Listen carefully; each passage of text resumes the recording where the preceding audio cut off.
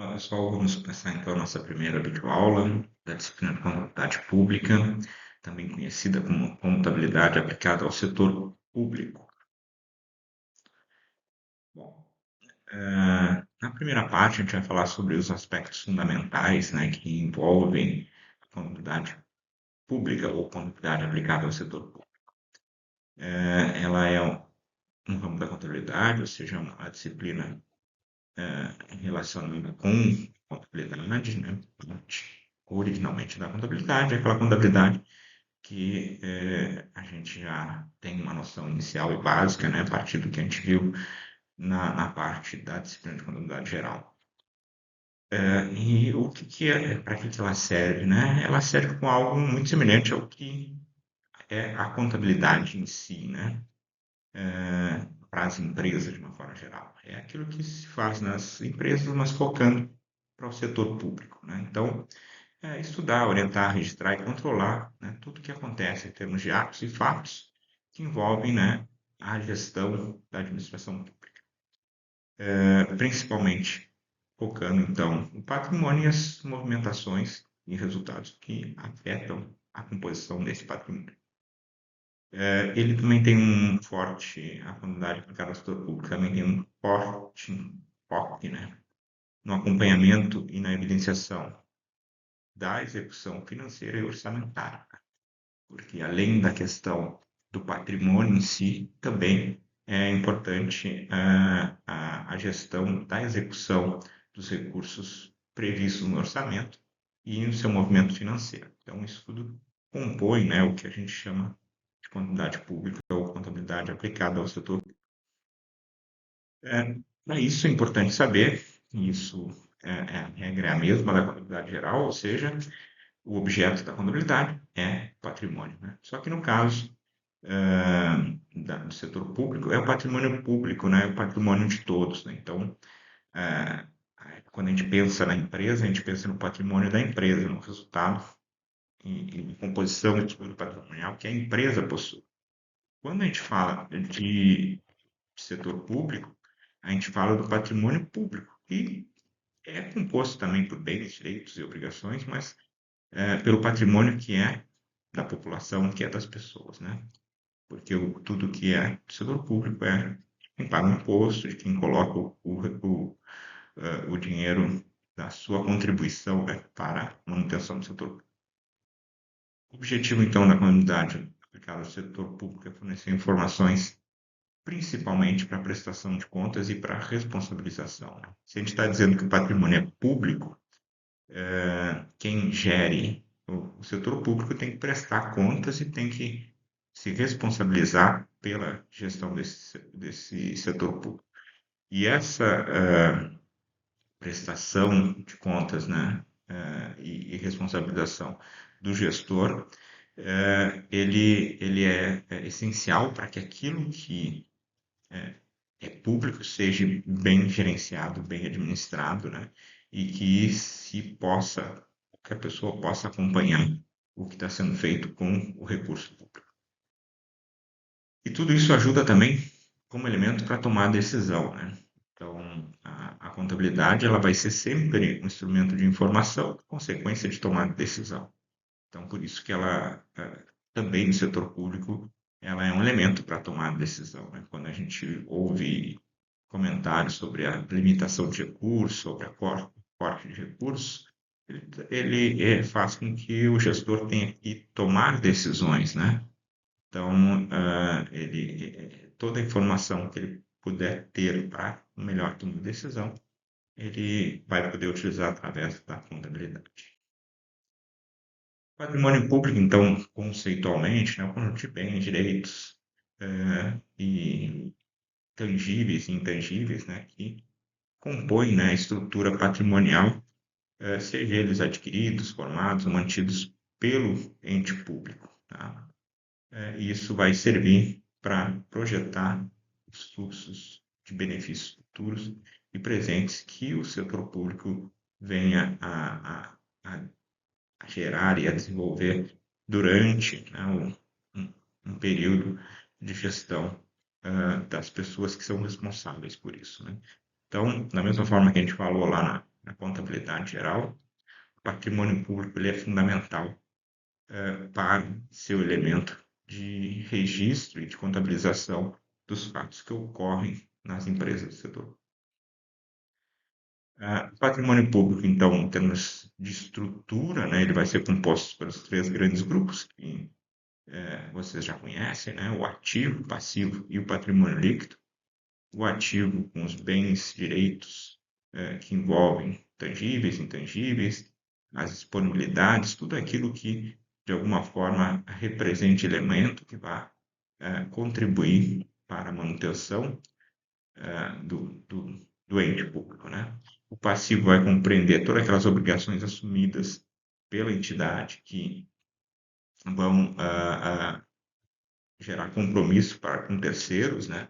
E principalmente para a execução do serviço público, né? Porque o serviço público que é desenvolvido pela entidade pública, seja ela federal, estadual, municipal, ela decorre, né, da necessidade de prestar, né, serviço para a comunidade. Então, a partir do momento que tu vai prestar serviço para a comunidade, tu vai precisar ah, ah, cumprir com determinadas obrigações. E aí isso vai gerar um passivo, e esse passivo ele está decorrente justamente do que a gente chama da consecução, né, de serviços públicos e a manutenção do ente público, de uma forma geral. No ente público, o patrimônio líquido é a diferença entre ativo e passivo, né? Ele não é um patrimônio com objetivo de lucro, de resultado, mas ele representa a diferença, porque, na verdade, todos os movimentos que acontecem em ativo e passivo, eles provocam variações patrimoniais que afetam o patrimônio líquido do ente público. Nós vamos ver também depois como é que se compõem essas variações patrimoniais. Bom, a função social da contabilidade aplicada ao setor público é gerar informação, como qualquer aspecto que a gente fala de contabilidade. Contabilidade sempre é gerar informação, né? O fundamento da contabilidade está na geração de informação. E essa informação ela é gerada para quê? Para tomada de decisão, com certeza. Informação é elemento de tomada de decisão em qualquer nível, seja no setor público ou no setor privado. Mas no setor público, além de ser um elemento para a tomada de decisão, a, a função social da contabilidade ela está também relacionada à prestação de contas, né? A prestação de contas do setor público, dos recursos públicos, para aqueles órgãos que promovem o controle no setor público, né? Porque a prestação de contas ela é para a sociedade, né? Mas também para os órgãos de controle, né? Então, e a informação que o órgão de controle analisa é a informação contábil, né? Então, por isso que é fundamental a contabilidade como um elemento de prestação de contas dos recursos. E é um instrumento, então, de controle para a sociedade de uma forma geral, né? Principalmente a sociedade organizada, através daqueles entes que, de alguma forma, acompanham o que acontece no serviço. Então, a gente tem que reforçar isso, né? Que a contabilidade, ela tem uma função social porque ela serve para tomar decisão, ela serve para prestar contas para os órgãos de controle e ela serve para instrumentalizar o, a sociedade em relação àquilo que está sendo feito com os recursos públicos, ou seja, que haja um controle social efetivamente sobre os bens e sobre a gestão como um todo, né? Bom, a contabilidade aplicada ao setor público, eh, ela se aplica, né? Ela é utilizada tanto na administração direta como na administração indireta, né? Ou seja aquelas entes que são diretamente compondo, né, a administração, como né, no caso do Ministério, a Secretaria de Estado, aqueles elementos que compõem a estrutura quase que física, né, quando tu vai procurar o ente público, tu procura ali a Secretaria de Saúde, a Secretaria de Habitação, ou o Ministério, né, Ministério da Educação, esses são os elementos da administração direta, né? Então, eles têm ali que se aplica a contabilidade pública, né? Mas a administração direta, indireta também se utiliza, né? Então, autarquias como a universidade, elas usam, desenvolvem, né, e aplicam a contabilidade pública, e todos os outros órgãos que compõem a administração indireta também eh, são campos de aplicação da contabilidade pública.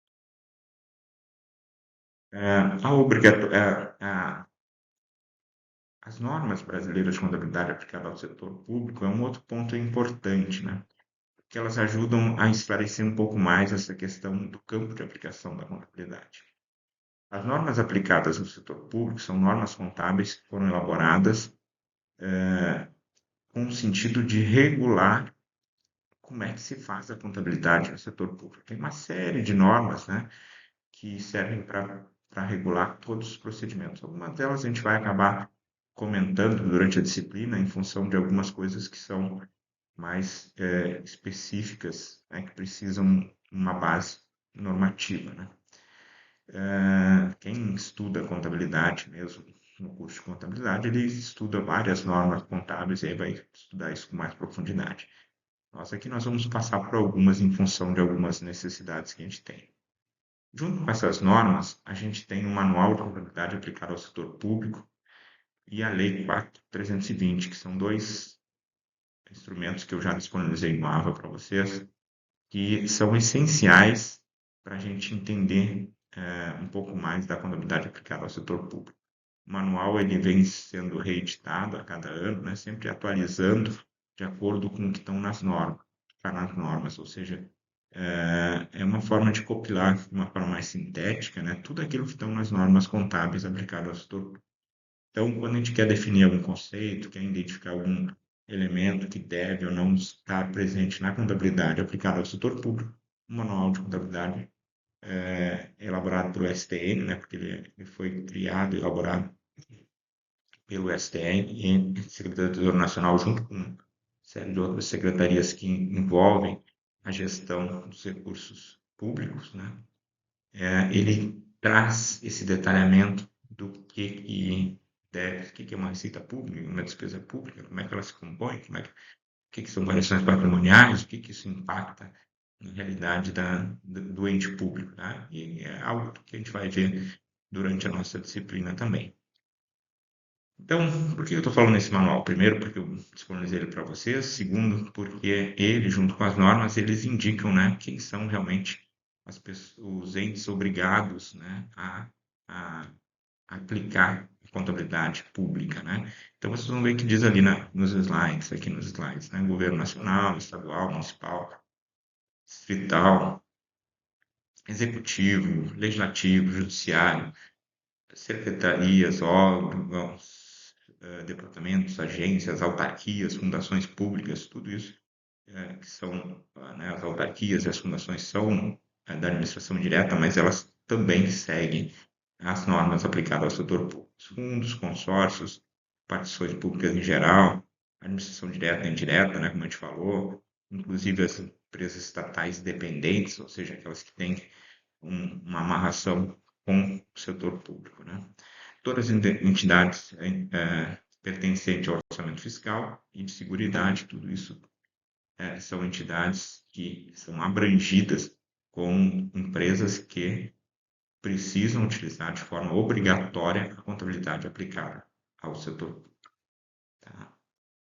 Já alguns entes que são chamadas entidades estatais independentes, elas são facultadas, né, o uso da contabilidade aplicada ao setor público, né? Essas entidades independentes, né, é aquelas que, apesar de serem estatais, elas não têm a obrigatoriedade de seguir o procedimento contábil, porque elas têm uma gestão que é independente do setor público, apesar de ser uma empresa pública, né? Então, esse agrupamento é um grupo que não precisa, nesse caso, não tem obrigatoriedade, né? Obrigatoriedade, é facultativo o uso da gestão da contabilidade no formato da contabilidade aplicada ao setor público, né? Isso dá uma impressão assim, que parece que é uma outra contabilidade, não? É um desenho semelhante à contabilidade, mas ela tem algumas características particulares da contabilidade geral que não são aplicadas para tudo que é tipo de empresa. Então, isso faz com que ela tenha um formato, um desenho diferente. E aí aqui aparece um pouco disso que eu estou falando agora para vocês, que é a natureza da informação contábil, né? A natureza da informação contábil do setor público, ela se divide em três tipos de informações, né? Informações orçamentárias, patrimoniais e de controle. Antigamente se chamava sistema orçamentário, sistema patrimonial e sistema de controle, né? E tinha mais um outro sistema que era o financeiro. Mas a gente não usa mais esse termo, né? Porque esses normativos, esse manual, eles trouxeram essa ideia de dividir em três grandes grupos a informação contábil. Então, por que eu digo para vocês que ele é diferente do setor privado, né? Porque na empresa privada, a natureza da informação ela é patrimonial, tá? Então, a gente só tem o sistema, o formato patrimonial. E no setor público, nós temos a informação orçamentária, patrimonial e de controle separadas, né? Então, isso indica, né? E por isso que eu digo sempre que a contabilidade geral é importante como base, porque se na geral a gente faz um lançamento para registrar um fato, na pública tu pode fazer até três lançamentos para registrar um mesmo fato, porque não é só o registro patrimonial, tem que fazer o registro patrimonial, orçamentário e de controle. Tá? Então, a natureza da informação orçamentária é aquela que ajuda no planejamento e execução orçamentária. Então, isso significa o quê? Que no setor público, o orçamento ele é contabilizado, né? Que é diferente do que acontece nas empresas, né? Porque na empresa tu não contabiliza o orçamento. O orçamento ele é um instrumento só de gestão. No setor público, além de ser um instrumento de gestão, o orçamento e o planejamento ele é contabilizado, ele é lançado. Então, nós temos todo um grupo de contas que servem para registrar os movimentos do orçamento, seja na União, no Estado ou nos municípios. As informações de natureza patrimonial são aquelas mesmas que acontecem nas empresas de uma forma geral, né? O registro da informação, que seja ela financeira ou não financeira, mas que provoca um movimento econômico, uma variação num elemento patrimonial, seja uma variação quantitativa ou qualitativa, ou seja, qualquer movimento que ocorrer num elemento patrimonial, ele precisa ser registrado. Então, se entrou dinheiro no caixa, tem que registrar o entrada no caixa. Se eu realizei uma despesa, eu tenho que registrar essa despesa. Se eu passei a ter um direito a receber ou uma obrigação a pagar, eu tenho que contabilizar na parte das informações patrimoniais. E as informações de controle, elas são uma particularidade que existe no setor público, que é um conjunto de contas que registram essencialmente atos da gestão, que vão provocar impactos no futuro. Então, um ato na gestão, muitas vezes, ele não é um movimento ainda concreto realizado no movimento orçamentário, patrimonial orçamentário, mas ele é um elemento de controle. Então, quando a empresa pública ela define que existem restos a pagar, ela tem que evidenciar no sistema de controle a presença desses restos, porque isso vai impactar depois no patrimonial e nos saldos orçamentários que ficarem de restos a pagar no outro período. Então, quando o ente público ela contrata alguma coisa, mesmo que ainda não tenha sido efetivamente gerada uma obrigação, mas temos um contrato, esse contrato precisa estar registrado no sistema de controle. Então, é uma exigência de além da informação patrimonial, que é aquilo que realmente aconteceu, já está concretizado, e da orçamentária, que é aquilo que está relacionado ao planejamento do uso dos recursos públicos, o controle também gera informação e registro contábil separado. Por fim, reforçando, a gente tem esses aspectos orçamentários, patrimoniais e fiscais da contabilidade que fazem com que a gente tenha que ter uma atenção mais pontual, né? Eu falei primeiro na natureza, que é o impacto na contabilização e no registro, e agora eu estou falando sobre modelos de acompanhamento que devem ser feitos pelo setor público. Então, os aspectos orçamentários, eles são feitos com base no registro, na evidenciação do orçamento público, mas também com base na elaboração do relatório resumido de execução orçamentária e nos balanços orçamentários e financeiros, que são instrumentos da contabilidade que servem para fazer um acompanhamento orçamentário do ente público. O aspecto patrimonial, ele está voltado, né, para os princípios e normas contábeis, né, de reconhecimento, mensuração e evidenciação dos elementos de ativo, passivo e das variações que ocorrem no patrimônio, ou seja, as variações que servem para identificar se o patrimônio está crescendo ou se está diminuindo, e que se processam essencialmente em cima do balanço patrimonial e da demonstração de variações patrimoniais, que a gente vai conhecer aí durante a nossa disciplina.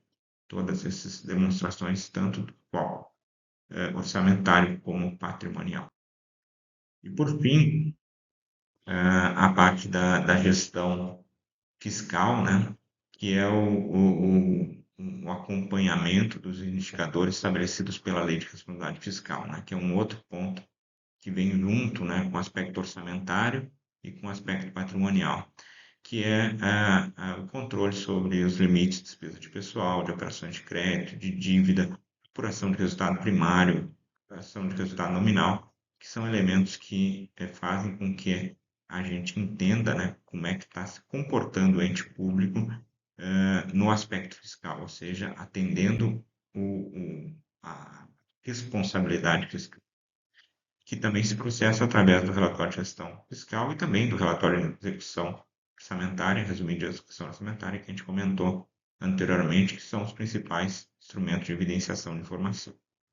E aí, nessa nossa disciplina, nós vamos trabalhar todos esses aspectos. Então, nas próximas aulas, a gente vai conhecer pontos relevantes aí voltados para questões que se referem às receitas e despesas públicas, às variações patrimoniais e a todo movimento que o patrimônio sofre, de alguma forma, impacta, né, na elaboração das demonstrações contábeis, que são os instrumentos de informação do setor público. Da mesma forma que as demonstrações das empresas são os elementos de informação das empresas para com acionistas e todos aqueles que são interessados com a empresa, as demonstrações contábeis do setor público elas servem para mostrar como é que está a informação, o patrimônio público para a sociedade e para aqueles órgãos de controle que existem e que acompanhem o funcionamento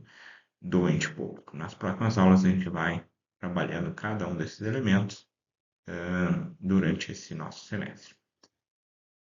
Muito bem, então, obrigado pessoal e a gente se encontra na próxima videoaula.